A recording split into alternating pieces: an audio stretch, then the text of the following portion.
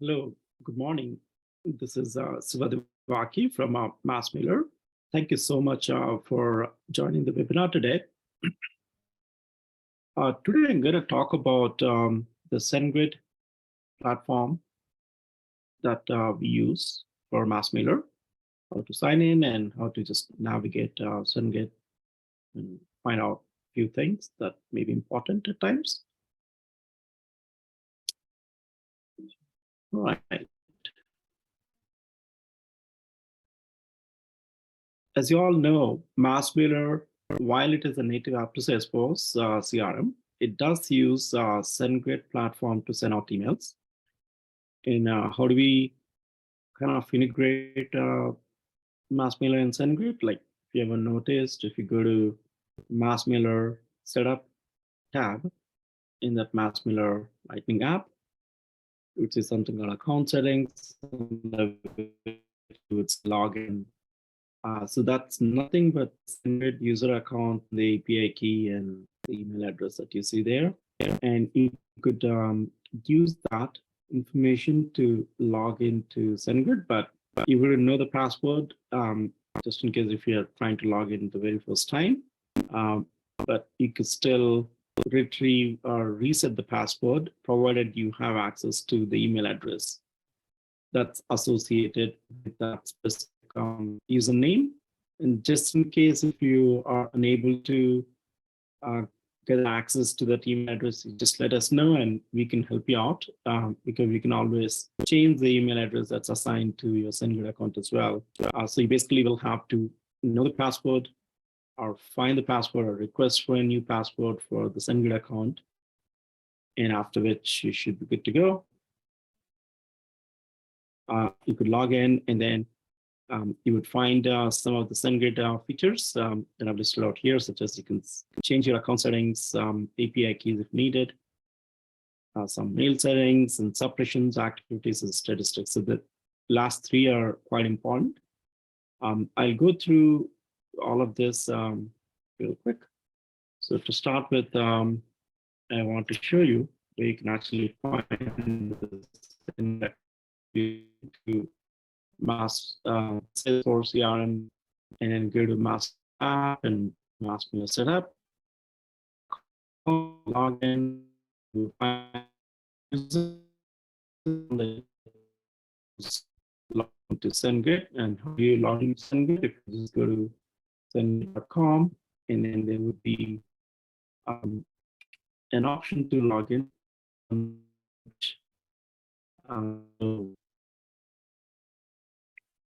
It seems like my internet is not working, so I would just skip that part. But the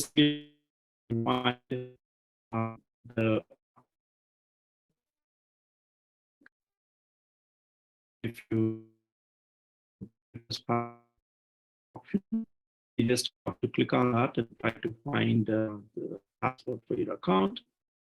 So again, see something like this. This SendGrid, if you see this, that's you really don't have to log in SendGrid. Do not upload contacts. That's just our agreement. Anything that you're sending, like if you're sending out emails, only.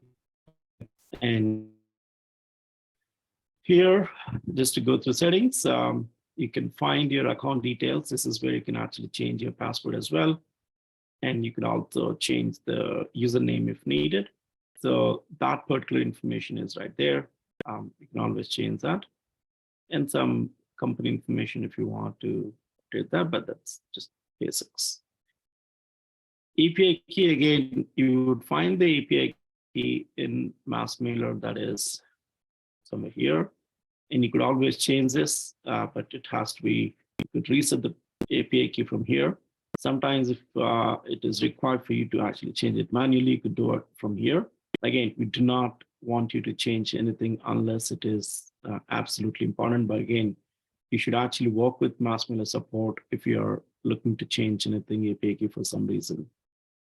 And then You have the mail settings option, where you could actually enable or disable certain things. Again, you should not be doing anything here unless you're trying to set up your MassMailer in the sandbox environment, where you may have to change the webhook manually due to certain restrictions in Salesforce.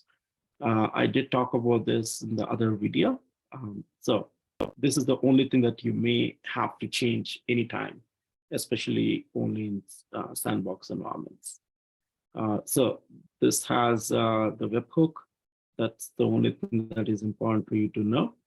The event webhook is the one that is under mail settings, which will have the URL from Salesforce. You open this. This is nothing but the Salesforce URL, a site URL where we capture all the events, the deliverability events and the engagement events that we capture in Salesforce on MassMailer. That's through this URL. Again, you don't need to do anything here. This is just for your information. And nothing else to be done here. So basically, so far, you really do not have to do anything except just knowing what it is. Okay? Now, the most important things are suppressions, stats, and then activity, right? So stats, very easy to understand. So you can actually look at your monthly statistics, daily statistics, or weekly statistics just by going there under overview. It'll give you the default 1 month data. You can always filter this for various dates. I'll give you all the campaigns and category ID. What you see is nothing but the Salesforce record ID. It could be the campaign ID, outreach ID, or just a simple record ID as well. And then you will see all the reports here. Under statistics, there are more options. You can just go through them, and it's quite easy to digest and understand. And then activity, sometimes you may need to access the activity. You can always find all the events, the past past 3 days, events are captured. So if you click on the search, it'll actually give you the list of all the activities such as delivered, processed, clicked, open, bounce. All of that information gets captured right there. You can always filter this by an email address and the specific date range. There's also advanced option that'll give you more flexibility on how to search through the activity feed. So this is very important to know. So statistics and activity. And finally, suppressions, absolutely very important to kind of know what it is. But again, you really do not have to come to SendGrid unless you're trying to debug something or find out what kind of information is there in SendGrid versus MassMailer. So global unsubscribe suppressions will tell you or give you the global unsubscribes. Group unsubscribes obviously will store anything that is group unsubscribed, meaning you're unsubscribing only some set of emails. And you got the bounces, which is nothing but the hard bounce. So any email address that is bouncing, you would be able to find it here. Spam reports, like anybody complaining about your email that it is spam, it'll come here. Blocks, again, this is nothing but soft bounce. So sometimes you may find that the generic email address kind of a thing is getting blocked when you're sending it, or any other block for that reason.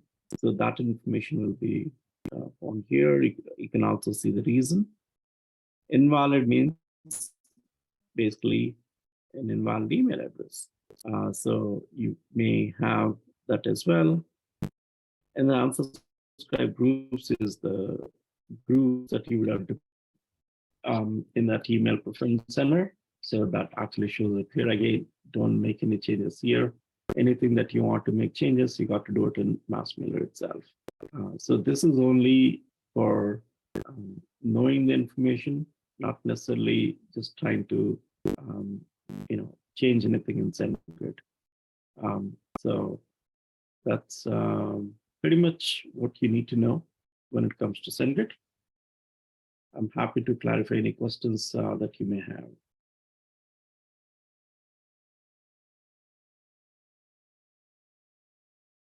Anyone, any questions?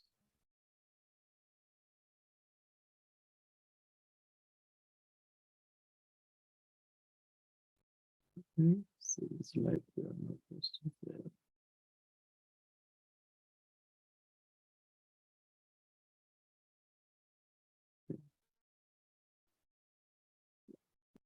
This is a weekly webinar.